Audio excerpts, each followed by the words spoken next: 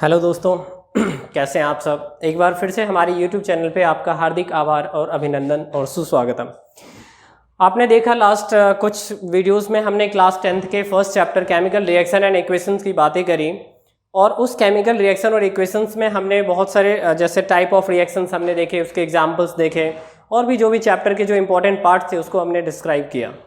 उसी में एक इम्पॉर्टेंट पार्ट है आपका इलेक्ट्रोलिसिस ऑफ वाटर, जो कि आज का हमारा टॉपिक है और काफ़ी बेहतरीन टॉपिक इस मायने में ये है क्योंकि क्लास 10th में इस चीज़ों को बिल्कुल बारीकियों से बेसिक से समझाया गया है, बहुत बेसिकली समझाया गया है छोटी सी बातों को, लेकिन इसको मैं आज बिल्कुल डेप्थ में जाकर के आपको समझाऊंगा और बड़ी अच्छे तरीके से, ताकि आपका कॉन्सेप्ट बिल्कुल क्लियर हो जाए और खूब अच्छे तरीके से आपके समझ में आ जाए, ताकि आप दूसरों को भी इजीली बता सकते हैं।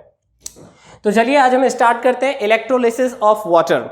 तो आपके सामने एक वर्ड लिखा हुआ है इलेक्ट्रोलिसिस। इलेक्ट्रोलिसिस इलेक्ट्रोलिसिस का मतलब क्या होता है, सबसे पहली बात तो ये जानते हैं। अगर आपसे कहा जाए कि सर आपके पास एक बाल्टी पानी दे दिया जाए और आप उसमें से हमें 5 हाइड्रोजन और 6 ऑक्सीजन चुन के निकाल के हाथ में दे दें, आपको सर ये तो मजाक है सर जी, हाइड्रोजन और ऑक्सीजन कैसे चुन के हम निकाल सकते हैं, ये तो साइंस है, इतनी आसानी से वाटर से कैसे अलग हो जाएगा ये। तो बिल्कुल सही बात। तो वाटर से हाइड्रोजन और ऑक्सीजन को सेपरेट करने के लिए कैसे सेपरेट किया जाए, उसके लिए ये प्रोसेस है हमारा इलेक्ट्रोलिसिस, और इस टॉपिक का नाम है इलेक्ट्रोलिसिस ऑफ वाटर, जिसमें आप इजीली सेपरेट कर सकते हैं। इजीली क्या कर सकते हैं, सेपरेट कर सकते हैं। इजीली सेपरेट, किसको सेपरेट कर सकते हैं, hydrogen and oxygen, hydrogen and oxygen, H2 और O2 को आप सेपरेट कर सकते हैं वाटर मॉलिक्यूल्स। तो आपने देखा होगा 10th की NCERT में आपको दे रखा है सर कि हम जानते हैं सर H2O का जो फॉर्मूला होता है वो H2O यानी 2 atom of hydrogen 1 atom of oxygen, मतलब इनके बीच जो रेशियो है 2:1 है, यानी हाइड्रोजन डबल वॉल्यूम कंटेन करता है तो ऑक्सीजन 1 वॉल्यूम कंटेन करता है। ये चीज आपने देखा है और यही आंसर लिख के हम छोड़ देते हैं, इसके कॉन्सेप्ट को नहीं समझ पाते।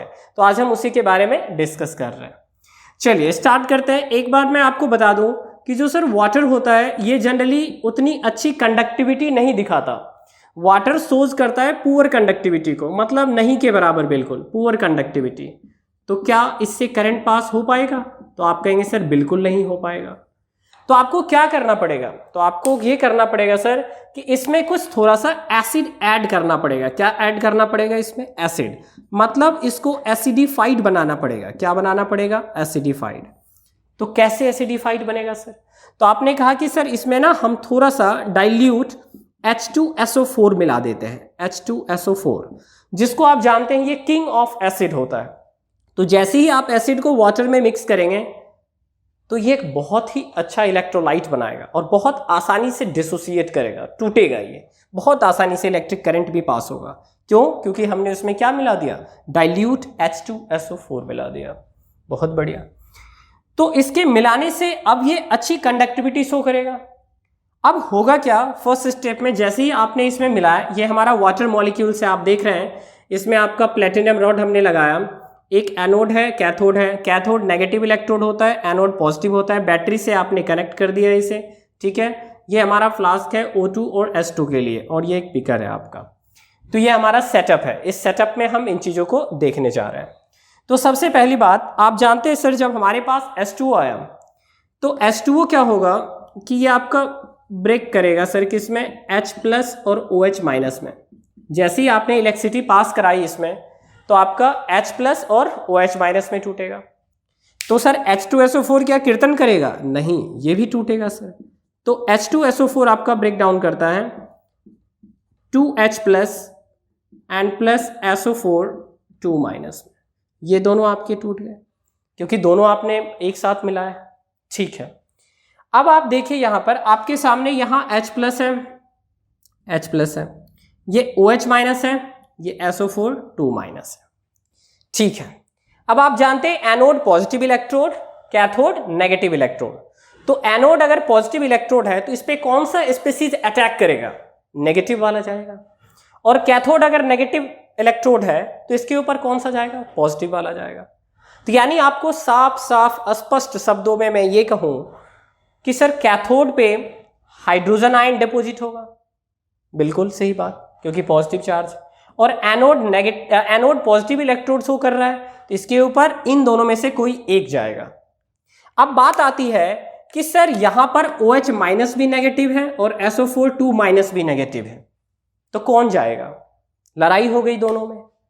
तो ऐसा है, आपको एक बात सिखा दूं, देखो 10th में बहुत सारी चीजों को बहला फुसला कर सिखाया गया है बच्चों को कि भाई नहीं यही मान लो, यही होता है, ठोक ठाक के आराम से जबरदस्ती सिखा दिया जाता है। NCERT ने भी थोड़ा यही किया है, क्योंकि अगर ऑब्वियस सी बात है, अगर वो सिखाने लग जाए तो वो 11th में एंटर कर जाएगा, 12th क्लास में एंटर कर जाएगा, इसलिए उन चीजों को बहला फुसला कर समझा दिया गया। तो आइए देखते हैं इन दोनों में से कौन आखिर जाएगा कहां पे? एनोड पे। तो देखिए सर, एक सीरीज होती है, मैं आपको बता दूं, जैसे SO4 2 minus, NO3 minus, SO4 2 minus, NO3 minus, Cl minus, Br minus, I minus, OH minus. जब आप इधर से इधर की ओर जाते हैं ना, तो सबसे ज्यादा डिस्चार्ज करने की एबिलिटी OH माइनस आयन के पास है। मतलब आयन को डिस्चार्ज करने की एबिलिटी, डिस्चार्ज करने की एबिलिटी। और सबसे कम किसके पास है? तो सबसे कम आपका किसके पास है? SO4 2 माइनस के पास। तो यानी अब आप समझ गए होंगे सर कि OH माइनस पहले दौड़ के जाएगा और किस पे अटैक करेगा? एनोड पे अटैक करेगा, क्योंकि एनोड पॉजिटिव इलेक्ट्रोड है। और यहां तो स्पष्ट आपको दिख रहा है कैथोड पे कौन जाएगा? H प्लस जाएगा। तो अब हम बारी बारी से वो रिएक्शन देखते हैं कि एनोड पे कौन सा रिएक्शन होता है और कैथोड पे कौन सा रिएक्शन होता है। तो चलिए देखते हैं अब हम एनोड और कैथोड पे बारी बारी से कैसे रिएक्शंस होते हैं। तो सबसे पहली बात हम एनोड की करते हैं। एट एनोड, आप जानते हैं एनोड कैसा इलेक्ट्रोड है? पॉजिटिव इलेक्ट्रोड है। बहुत बढ़िया। कौन जाएगा इसके ऊपर? नेगेटिव वाला। अभी अभी जस्ट हमने देखा सर कि OH माइनस में और SO4 2 माइनस में कौन जाएगा? तो OH माइनस जाएगा, क्योंकि उसकी डिस्चार्ज करने की एबिलिटी ज्यादा है। तो OH माइनस वाला दौड़ के जाएगा और एनोड पे जाके अटैक करेगा, बैठ जाएगा जाके। तो देखिए क्या होता है। तो सर जैसे ही एनोड वाला मतलब OH माइनस जैसे ही उसके ऊपर जाएगा अटैक करने के लिए, तो OH माइनस क्या करता है? OH माइनस अपना एक इलेक्ट्रॉन लूज करता है, वहां दे देता है उसको, और दे करके क्या बना लेता है? OH बना लेता है। क्या बना लेता है? OH। बट ये जो OH है आपका, ये अनस्टेबल होता है। क्या होता है ये? अनस्टेबल। तो बोला भाई अनस्टेबल है, दुनिया में कौन नहीं चाहता सुखी संपन्न रहना? सब चाहते हैं। ये चाहता है भाई हम ऐसे नहीं रह पाएंगे, तो बिल्कुल नहीं रह पाएंगे। तो अब ये आएगा क्या? ये अपना एक और OH के साथ, अपना एक और OH के साथ कंबाइन करेगा, और कंबाइन करके ये आपके पास H2O बनाएगा और एक नेसेंट ऑक्सीजन बनाएगा। ये बड़ी ब्रैकेट से हम दिखाते हैं नेसेंट ऑक्सीजन को। इसे हम क्या कहते हैं बच्चे? Nascent oxygen. नेसेंट ऑक्सीजन कहते हैं। बहुत बढ़िया। लेकिन दुख की बात यह है, ये भी अनस्टेबल है, ये भी इसका अनस्टेबल स्टेट है। नेसेंट काफी एक्टिव स्टेट होता है, ये बात ध्यान रखिएगा। अब क्या होगा कि इसको भी स्टेबल होना है, तो तुरंत एक और ऑक्सीजन के साथ कंबाइन होकर के, एक और ऑक्सीजन के साथ कंबाइन होकर के ये आपका तुरंत क्या तैयार करेगा? O2 तैयार करेगा। यानी ऑक्सीजन गैस जो आपका होता है लिबरेट करेगा, यानी O2 तैयार करेगा। O2 तैयार कर। अब आप देखिए दिक्कत कहां पे आ रही है। अब कहेंगे सर ये 2 ऑक्सीजन कहां से आ गया? तो आप कहेंगे सर अगर आप यहां पे 2 लगा दें तो बात बन जाएगी, ठीक है। लेकिन अगर आपने यहां 2 लगा दिया तो यहां भी आपको 2 लगाना पड़ेगा, क्योंकि यहां आपके 2 ऑक्सीजन ये भी हो गए, ठीक है। अब जब यहां 2H2O है, मतलब एक OH और एक OH, तो ये कितने OH हो गए टोटल? बाहर 2 लगा दिया हम। अब यहां आपके 2 OH और 2 OH, मतलब 4 OH हो गए, तो यहां पर भी आप 4 लगा दो, 4 OH हो गए। अब 4 OH हो गया, इसका मतलब 4 इलेक्ट्रॉन लूज किया होगा, और 4 इलेक्ट्रॉन मतलब कितने OH हुए होंगे? 4 OH हुए। देखो कैसे कैसे हम गए, सांप सीढ़ी वाला खेल करके ऊपर तक गए। बहुत बढ़िया। अब आप देखिए, इसीलिए 10th में चीजों को नहीं दिया गया ढंग से। अब आइए अब इसको हम ऐड कर देते हैं। क्या कर देते हैं? ऐड। जब आप ऐड करेंगे ना बच्चे, तो देखिए कुछ चीजें यहां पर कटेंगी आपसे। क्या क्या कटेंगी वो देख लीजिए आप। सर ये दो ऑक्सीजन के साथ कट जाएगा, टाइटाइफिस। ये 4 OH इससे टाइटाइफिस। तो बचा क्या? तो बचा आपके सामने 4 OH माइनस, 4 इलेक्ट्रॉन और आपका 2 H2O और प्लस में O2। ये हो गया आपका एनोड का, ये हो गया आपका एनोड का। ठीक है, बाकी अब देखते हैं कैथोड पे क्या हो रहा है।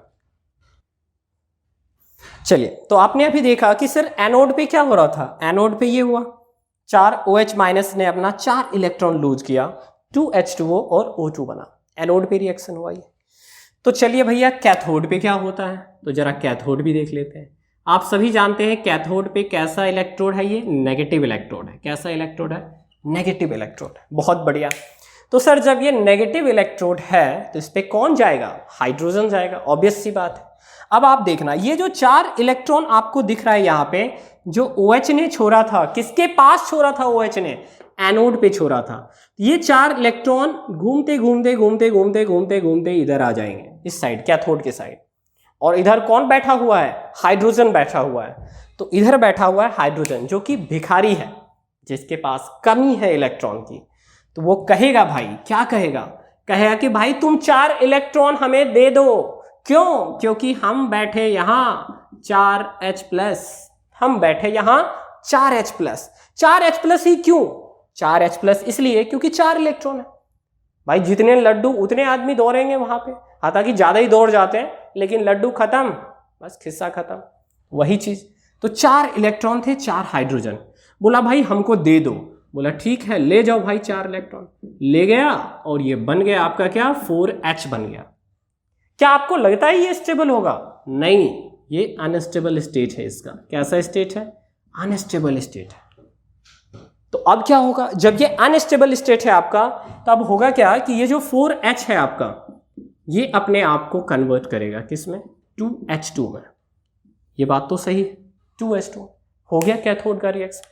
तो आप ध्यान से देखिए, बड़ी बड़ी आंखों से ध्यान से देखिए भाई। ये जो O2 आपने देखा फाइनल प्रोडक्ट एनोड पे था, ये O2 दिख रहा है ना आपको? ये O2 मिला आपको एनोड पे। कितना मोल है इसका? 1 मोल। आपको कैथोड पे क्या दिखा फाइनल प्रोडक्ट? आप कहेंगे सर 2H2 दिखा।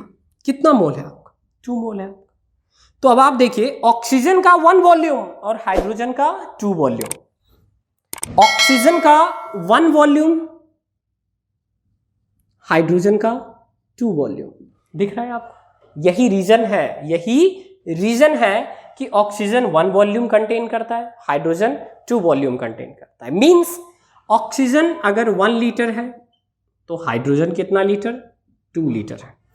और आप और हम आसानी से ये बोल देते हैं कि सर 2:1 होता है, इसीलिए बात है। बट उस 2:1 के पीछे, वो तो सही है ही, लेकिन उसके पीछे एक्चुअल रीजन क्या है? तो उसके पीछे एक्चुअल रीजन ये है जो मैंने आज आपके सामने डिस्कस किया। यही एक्चुअल रीजन है। बस एक आखिरी बात मैं आपको बता दूं। अब यहां से हमने एक चीज और सीखी सर। आपने देखा एनोड पे क्या हो रहा है? एनोड पे गेन ऑफ इलेक्ट्रॉन हो रहा है, ठीक है? सॉरी, गेन नहीं, लॉस ऑफ इलेक्ट्रॉन हो रहा है। तो लॉस ऑफ इलेक्ट्रॉन की वजह से एनोड पे आप क्या कहते हैं? ऑक्सीडेशन हो रहा है। तो आप ये समझ लीजिए सर कि एनोड पे हमेशा क्या हो रहा है? ऑक्सीडेशन, क्योंकि इलेक्ट्रॉन लूज हुआ यहां पर। भाई OH के पास एक्स्ट्रा था, उसने दे दिया, बोला ले जाओ भाई। कैथोड पे क्या हुआ? रिडक्शन। कैसे भाई? तो रिडक्शन इसलिए क्योंकि यहां पे गेन हुआ। यहां पे भिखारी हाइड्रोजन पहुंचा था, ये देखो भिखारी हाइड्रोजन, इसने ले लिया 4 इलेक्ट्रॉन, बोला दे दो, तो गेन ऑफ इलेक्ट्रॉन, रिडक्शन। इसलिए एनोड पे ऑक्सीडेशन और कैथोड पे रिडक्शन होता है, और यही मेन रीजन है। तो उम्मीद करते हैं आपको हमारा ये वीडियो बहुत पसंद आया होगा, हमारा ये कॉन्सेप्ट बहुत अच्छे से आपको समझ में आया होगा।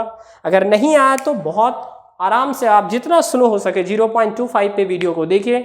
100% श्योरिटी के साथ आपको ये समझ आएगा। और लाइक, कमेंट और शेयर करें, ताकि ज़्यादा से ज़्यादा दोस्तों के बीच, ज़्यादा से ज़्यादा हमारे प्यारे प्यारे बच्चों के बीच ये टॉपिक जाए और उनके कॉन्सेप्ट को क्लियर करें। Thank you so much.